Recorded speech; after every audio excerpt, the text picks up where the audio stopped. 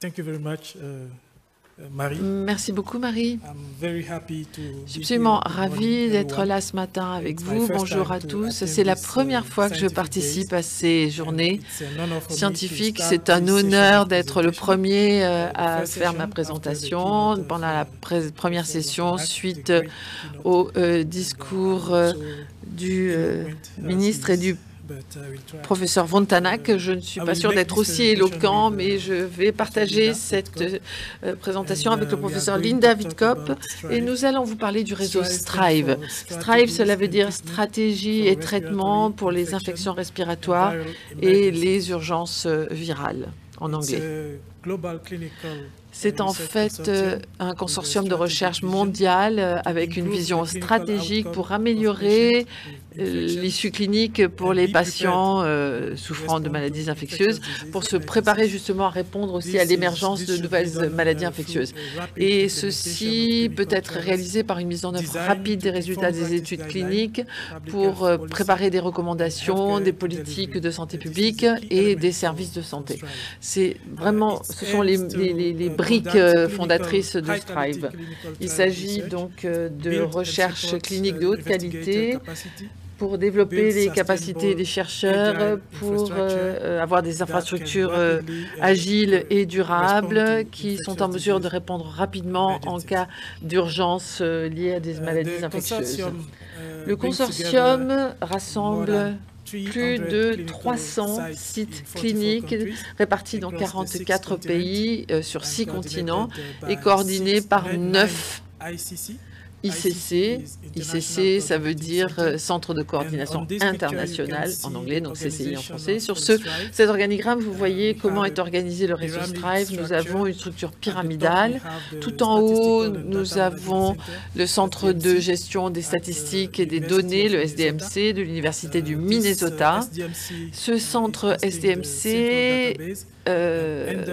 héberge Under la this, base de SDMC, données we have the centrale 9 et nous avons ICCs, également en dessous les 9 including ICC, INRS, dont l'ANRS, which joined the network in qui a March rejoint le réseau 2023. en mars So these 2023. ICCs Et oversee ces the SCCs, so ICC many acronyms. gèrent SCCs aussi is des Site SCC, ça fait Coordinating beaucoup Center, d'acronymes, ce sont and des these SCCs centres de coordination des coordinate and sites supervise the site. et I will come les back on ICC donc coordonnent et supervisent les SCC. Strive is a global network, Strive as est I un already réseau said, mondial, comme je l'ai dit and, précédemment, involve countries at all auquel levels of participent income. des pays ayant income des countries, revenus upper middle and low plus income élevés ou countries. plus faibles. Donc vous avez des pays aux revenus modérés ou aux The revenus faibles. network is governed by Le réseau 3 bodies, est executive committee, gouverné par scientific 3 steering committee, organismes, le comité SDMC exécutif, le that I've comité already talked scientifique et le Executive centre de committee gestion des données et des provides, statistiques.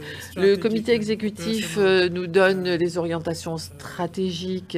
insight. I'm sorry. The executive Pardon, committee, le comité exécutif, provide, l'orateur se reprend, an nous donne operational and strategic une orientation oversight. opérationnelle et And the scientific stratégique, steering committee alors que le oversee comité de the direction, execution, le the comité design, pilotage and also scientifique the dissemination s'occupe de l'exécution, de la conception scientific, et de la for dissémination Strive. des données scientifiques The pour tout le réseau SDMC Strive. Le manage SDMC, le finance, Centre de gestion des data, données et de la and statistique, all, gère tout ce qui est lié aux regulatory données aspects. et tout l'aspect réglementaire également.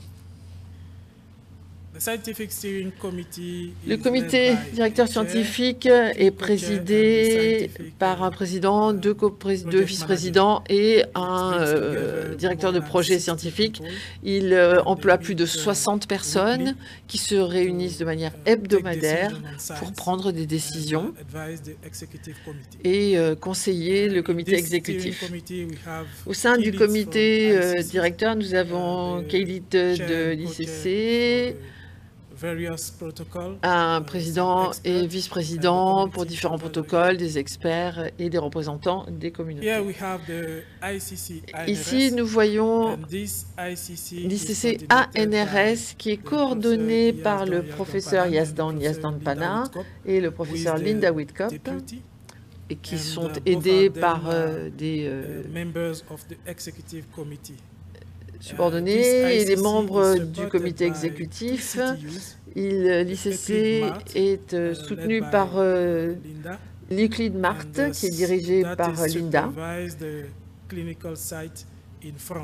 qui est supervisé directement par le site clinique en France, qui supervise les sites cliniques en France. Je crois qu'à l'heure actuelle, nous avons 7 sites cliniques qui participent à 2 études en collaboration avec OpenRMI et AccuResponse pour toute la coordination scientifique en France et en Europe.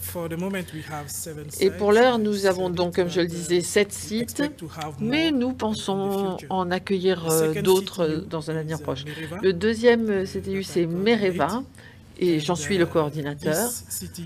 Et là, nous supervisons des sites cliniques, non pas directement, mais par le biais du comité directeur scientifique, par le centre de coordination des sites, le SCC. Nous en avons donc un en Guinée, hôpital de Donka, et un en Côte d'Ivoire qui est coordonné par PACSI et par la PACCI, et pour l'instant, nous n'avons que ces 2 sites et ces 2 SCC, mais là aussi, à l'avenir, nous pensons en accueillir d'autres.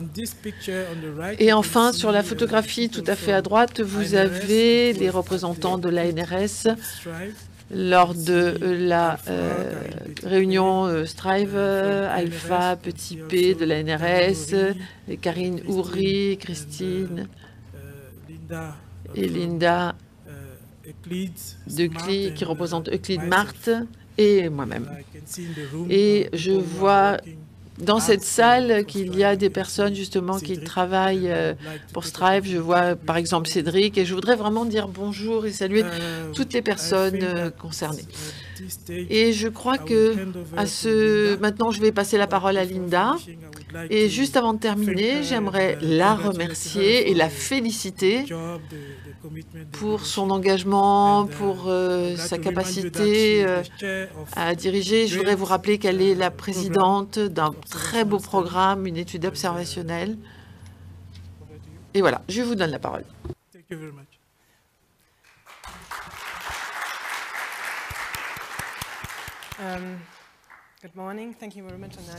Bonjour à tous.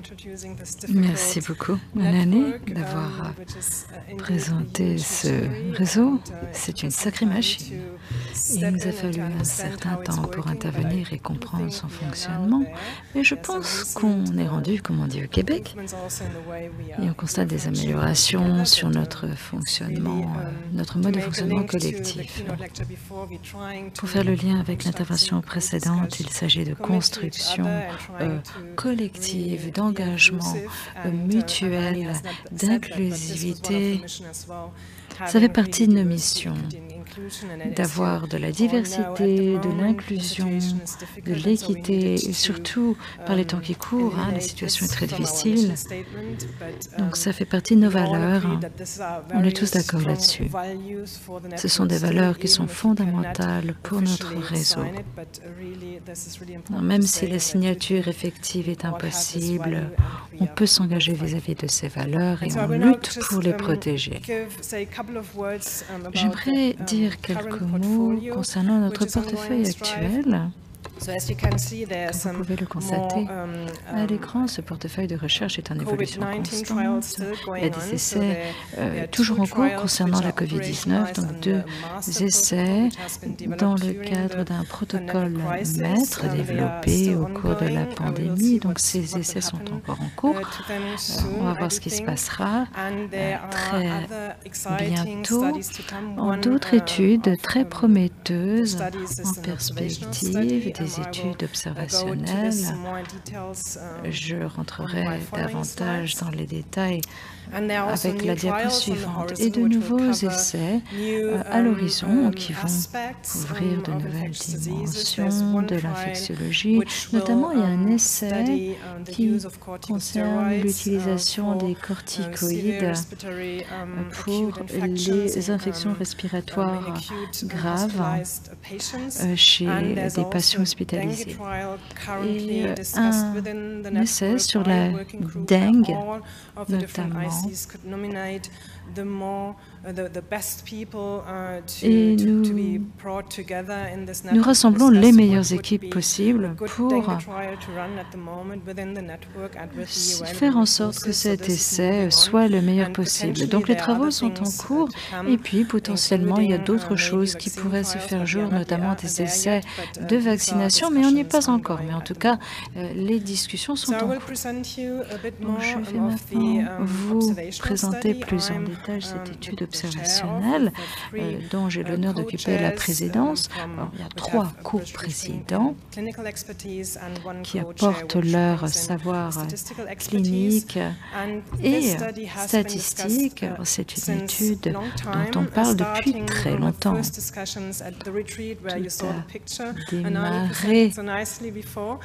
Tout a démarré de la façon suivante, c'était en octobre 2023. Le réseau tout entier s'est mis d'accord qu'il serait bon d'avoir une étude observationnelle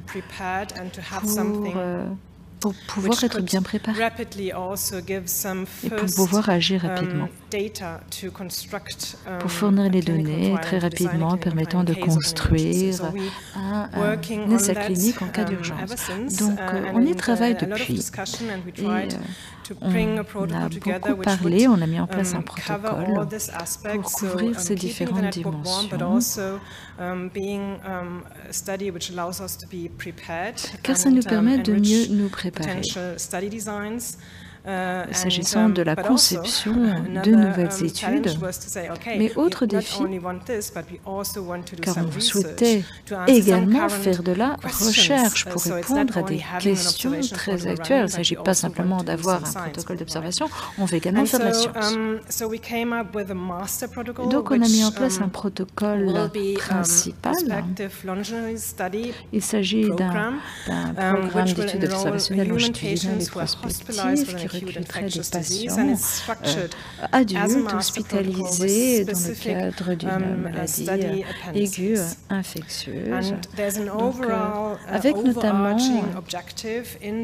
des objectifs principaux qui sont les suivants. On va couvrir toute une gamme d'options possibles. Il s'agit de caractériser les caractéristiques épidémiologiques, cliniques et biologiques de patients adultes hospitalisés dans le cadre d'une maladie infectieuse aiguë.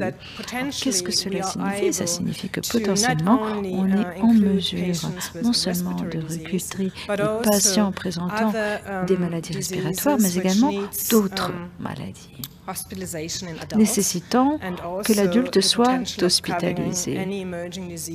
Et on peut potentiellement également couvrir d'autres maladies infectieuses émergentes.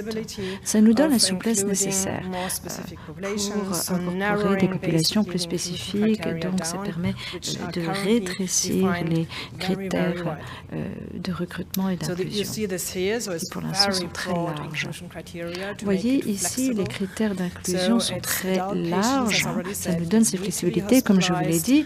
Donc, le patient doit avoir minimum 18 ans, doit être hospitalisé pour prise en charge d'une maladie infectieuse aiguë confirmée ou suspectée. Survenue des symptômes au cours de ces 30 derniers jours, il faut également un consentement informé ou plutôt éclairé. On a eu de longs débats sur la façon de définir les principaux critères de jugement. Il y a des critères cliniques, mais également des données subjectives patients. Donc, pour toute étude, grâce à ce protocole, on couvre ces différents aspects, mais il y a également des résultats cliniques importants comme la mortalité globale, le nombre de jours avant convalescence, mais également le score SOFA qui est utilisé en soins intensifs pour déterminer l'état d'un patient en défaillance d'organes. Donc, on regarde ici la gravité de ces défaillances d'organes en raison de la maladie infectieuse. Et comme je vous l'ai dit, on a des données subjectives remplies par les patients concernant la qualité de vie, mais également les activités du quotidien, des questions concernant l'aspect cognitif, les symptômes respiratoires, les symptômes relatifs aux voies digestives, etc. Donc on a réfléchi de façon très soigneuse à la façon d'opérationnaliser, entre guillemets, l'affaire pour pouvoir incorporer des personnes présentant des maladies infectieuses diverses et comment potentiellement on pourrait agir rapidement si nécessaire. Donc on a organisé le protocole en différents niveaux, 1, 2, 3, 4, en fonction de la profondeur, entre guillemets, de la collecte de données. Donc, données de niveau 1, on regarde uniquement les données des patients à l'hôpital. Au niveau 2, on collecte ces données avec en plus des échantillons biologiques, mais uniquement pour la ligne de référence, c'est-à-dire lors de l'hospitalisation. Et au niveau 3, on va un petit peu plus loin, on collecte davantage de données au départ, mais également à distance, avec des interviews, des entretiens, jusqu'au 60e jour. Donc, le patient peut s'auto-prélever des échantillons avec des gouttes de sang séchées, par exemple. Et ça peut aller jusqu'à 1 an après le départ. Voilà, donc ce protocole nous donne la souplesse nécessaire pour être opérationnel dans différents cadres. À l'heure actuelle, on a défini 7 annexes différentes pour ce protocole. Et sur ces 7 annexes, eh bien, à l'heure actuelle, on a 3 annexes qui couvrent les projets respiratoires. Bon, je rentrerai un petit peu dans les détails concernant le projet ICSARI sur les infections respiratoires aiguës sévères chez les personnes immunodéprimées. Et puis, concernant les autres annexes, eh bien, on couvre ces patients atteints d'infections respiratoires aiguës sévères, donc soit en mode SNAP, soit en mode long, donc soit immédiatement, soit au long cours. Mais là, on regarde également d'autres infections qui ont trait aux voies digestives ou au système nerveux central.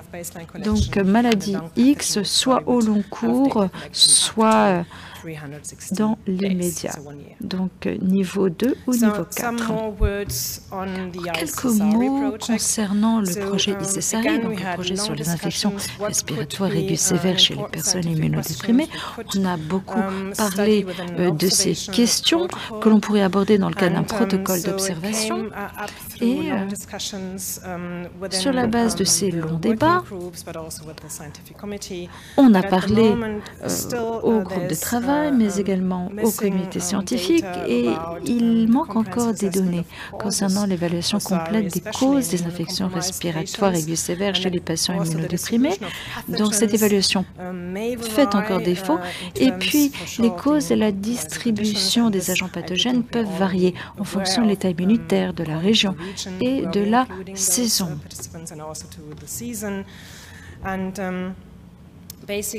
En fait, on a fini par se dire que c'est quelque chose sur lequel on peut travailler là, immédiatement, parce qu'on veut que le protocole d'observation puisse avancer, et ça viendra éclairer les participants futurs. Donc, 3 objectifs ont été fixés. D'une part, décrire la répartition des agents pathogènes qui provoquent une infection respiratoire aiguë sévère chez l'adulte immunodéprimé hospitalisé.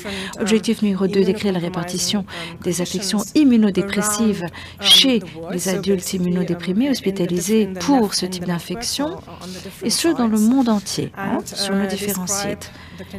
Et objectif 3, décrire les résultats cliniques chez les adultes immunodéprimés hospitalisés pour une infection respiratoire aiguë sévère.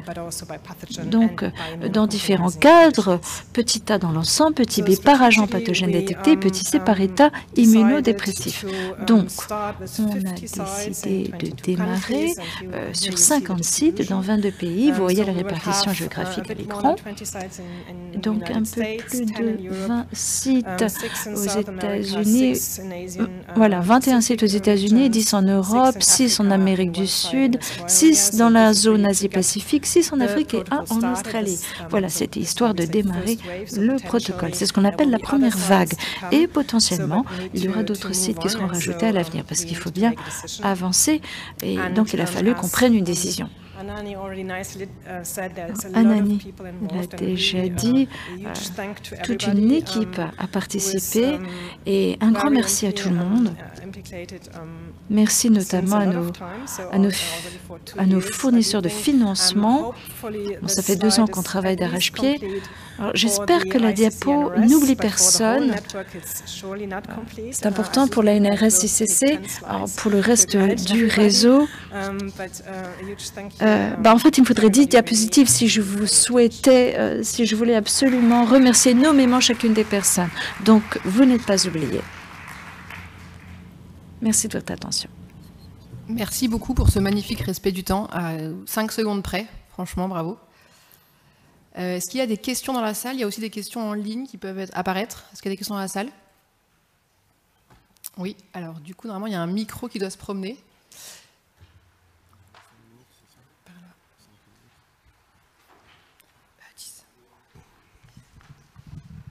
Allô, oui, Alain Volnian, ATG.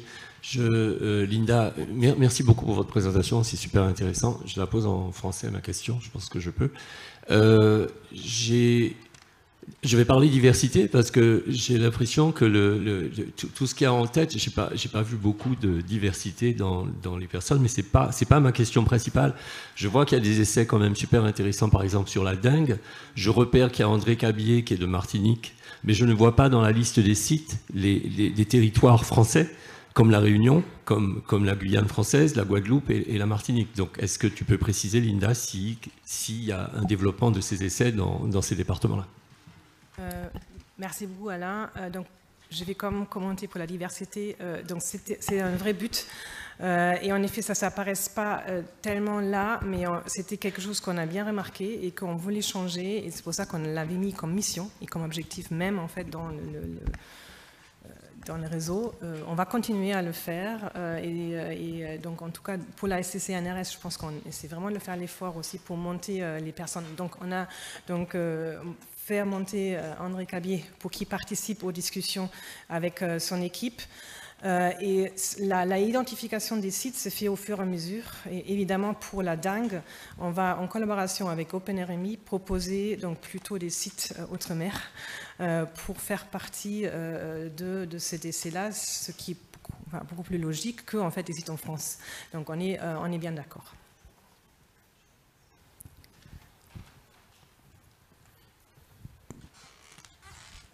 Merci. Merci pour cette très intéressante présentation, Anania, Linda. Mireille Mpoudi, État-Mère du Cameroun.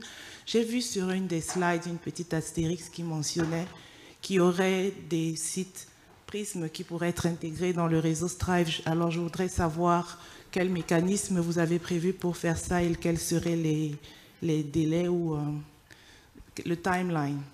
Merci. Oui, merci pour la question. Il faut dire qu'on a commencé avec 2 sites. C'est pour nous l'occasion de voir comment les choses fonctionnent. Il y a beaucoup de procédures dans ce travail collaboratif avec l'Université de Minnesota.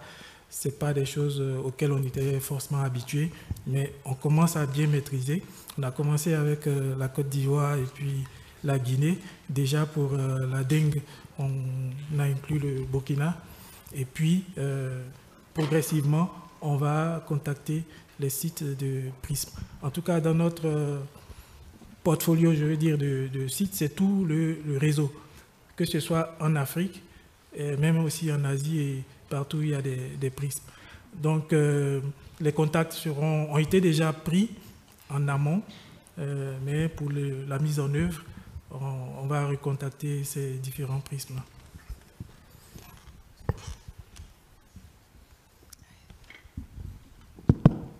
C'est Richard Cojon, je viens de l'ONG Alima. J'ai vu dans vos présentations sur les perspectives d'études sur les maladies infectieuses et respiratoires, la cible essentiellement sur les patients adultes, si je ne me trompe pas. Dans une telle plateforme, n'est-ce pas là une opportunité de l'OP en ne ciblant que des adultes? Je voulais avoir vos arguments là-dessus. Merci. Alors, donc, c'est une excellente remarque. En effet, il y avait des longues discussions de ne pas uniquement, donc du coup déjà se concentrer sur des adultes hospitalisés, mais éventuellement aussi donc sur des personnes qui sont plutôt vues en primary care. Et en effet, il y avait aussi des longues discussions autour est-ce qu'il faut aussi cibler des personnes, des enfants. Ça a été en ce moment, on a dit que des discussions étaient plutôt de se concentrer dans un premier temps sur les adultes. Je n'exclus pas qu'en fait, à un moment donné, en fait, ça va évoluer, mais ça nécessite d'autres expertises. Il y a certes des personnes dans le réseau qui sont déjà aussi très impliquées dans les réseaux existants pédiatriques, par exemple le Penta. Mais actuellement, le réseau Strive a décidé de se concentrer sur les adultes dans un premier temps.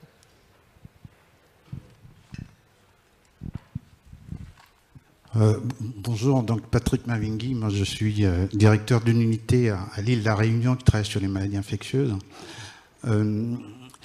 Votre entrée est bien évidemment les maladies infectieuses, mais vous savez qu'on a par exemple une épidémie de chikungunya et les cas de sévérité sont souvent induites par des personnes comorbides, donc avec des maladies chroniques, diabète, obésité, maladies cardiovasculaires. Et cette interaction maladie infectieuse, maladie non infectieuse, donc chronique, est un aspect très important dans l'évolution de la prévention, traitement. Et donc je voulais voir, est-ce que dans votre perspective, j'ai vu que c'était quasiment un peu sous-jacent, mais est-ce que ça sera volontariste aussi d'aller regarder ces interactions un peu multipartites? Oui, je réponds oui. Actuellement, on n'a pas d'études précises avec des objectifs précis par rapport à cette interaction que vous évoquez, mais qui est très important évidemment. Donc, on sait très bien qu'en fait, les conditions sous-jacentes chroniques peuvent avoir un effet aussi sur la sévérité des outcomes des maladies infectieuses. Actuellement, on n'a pas décliné un projet spécifique, mais pour l'étude observationnelle en tout cas, il y a la flexibilité dans le protocole à donc cibler aussi des questions qui pourraient donc répondre à cette question. Mais actuellement, on ne l'a pas écrit tel quel. Peut-être juste interrompre avec une question en ligne, si vous le permettez. Donc c'est Valériane Leroy qui pose la question, qui vous remercie pour cette belle présentation et qui vous demande si vous avez prévu d'inclure des données sur les variables sociodémographiques et sociales pouvant caractériser les vulnérabilités face aux maladies, sinon important à inclure de façon générique. Donc effectivement, ça peut croiser un peu avec la question de votre collègue. Oui, Valériane, bonjour. Oui, on a prévu ça. Il y avait aussi un groupe de travail qui s'est penché là-dessus pour identifier un ensemble de variables ou de questions à poser et à recueillir pour pouvoir répondre à ces questions-là. C'était des longues discussions aussi pour faire en sorte que les données qu'on va collecter ont du sens dans un réseau international où on se confronte évidemment à des settings très très différents. Mais oui, donc il va y avoir aussi dans l'étude observationnelle des données autour de ça. Oui. Merci. D'autres questions dans la salle? Oui. Peut-être que... Pardon. Alors,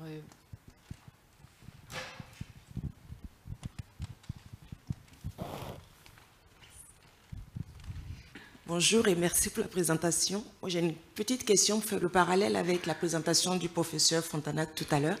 Quel a été le challenge de cette étude multicentrique, la collaboration avec toutes les équipes internationales, la formation du lead, etc., dans ce réseau international sur cette étude Thrive? Est-ce que vous avez eu des difficultés ou ça a été fluide? Merci. Merci. Alors, donc, peut-être ça ne transparaîtra pas comme ça.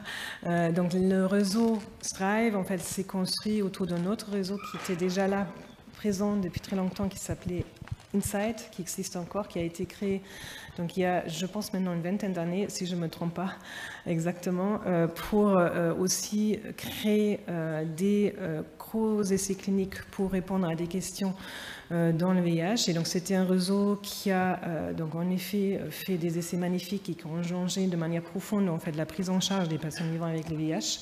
Donc en gros la structuration a été reprise et a été élargie pendant la crise Covid pour inclure d'autres centres. Donc, quelles sont les difficultés? Je pense qu'en fait, il y a en effet un parallèle avec une des diapos qui a été présentée en avant, donc avec les 5 C, dont je ne me rappelle pas exactement tout, mais c'était exactement ça, c'est la co-création, c'est le commitment, la communication, et donc le 4e C m'échappe, mais en effet, donc ça se passe donc tous les jours dans ce réseau-là, donc il y a des comités scientifiques toutes les semaines. Quand en fait une nouvelle étude est évoquée, il y a un groupe de travail qui se forme, qui fait appel donc au réseau complet pour inclure des représentants de toutes les ICC. Après, il y a un appel à nommer des candidats qui peuvent donc porter cette étude-là. Il y a une implication aussi du Community Advisory Board, donc du coup qui participe aussi donc d'une part à ces groupes de travail, mais également plus tard aussi à des groupes donc plus restreints qui vont donc du coup réfléchir au protocole. Donc tout ça est vraiment, ça peut toujours s'améliorer, on est tous d'accord, mais il y a vraiment une réflexion autour en effet de pérenniser ce réseau-là à travers donc du coup cette co-construction. Qui prend beaucoup de temps, mais en effet, je pense qu'en fait, c'est essentiel pour le futur, mais aussi dans l'espoir d'une preparedness, parce que ça permet aussi de faire circuler le leadership sans qu'en fait le réseau en soi se déstabilise, parce qu'en fait les structures et la manière comment on va fonctionner ensemble a été clairement définie et permet en effet de changer aussi les rôles de leadership au sein du réseau. Je ne sais pas si ça répond à votre question, mais les pensées derrière, c'est ça. C'est encore en train de se construire, mais l'idéal, c'est ça derrière. Et je laisse peut-être un ami compléter. Oui, juste, je pense qu'on a atteint notre temps. C'est juste pour rajouter qu'il y a vraiment une volonté de faire émerger des projets de recherche de la part des partenaires, de faire émerger des jeunes chercheurs. Et on a été, nous, associés à des travaux pour lesquels on n'était pas au départ, mais dans le travail sur les publications, on a été impliqués pour travailler sur les données qui ont été recueillies. Donc il y a vraiment cette volonté de créer cette collaboration. Je pense que... Le temps est complètement fini, mais une petite question, comme elle n'a pas été abordée. Quel est l'impact des décisions américaines actuelles sur la poursuite? Petite question. Petite question qui a du poids. Alors, il va y avoir une réunion ce soir, très tard, pour discuter un certain nombre de choses. Donc, jusqu'à présent, en effet, ça change tous les jours, il n'y avait pas d'impact. Beaucoup de fonds, y compris pour les études qui sont en cours de se finaliser, donc, pour le démarrage, l'étude observationnelle, aussi les 2 essais que j'ai évoqués, normalement, les fonds sont sortis, donc ça veut dire que bon, ça va. Mais visiblement, donc là, il y a des grandes discussions, comme vous savez peut-être, à restreindre aussi des fonds pour la recherche Covid. Donc ça, c'est les discussions qu'on va avoir certainement ce soir. Et par la suite, en effet, actuellement, les fonds proviennent essentiellement du NIH, donc avec toute l'insécurité que ça veut dire pour la suite.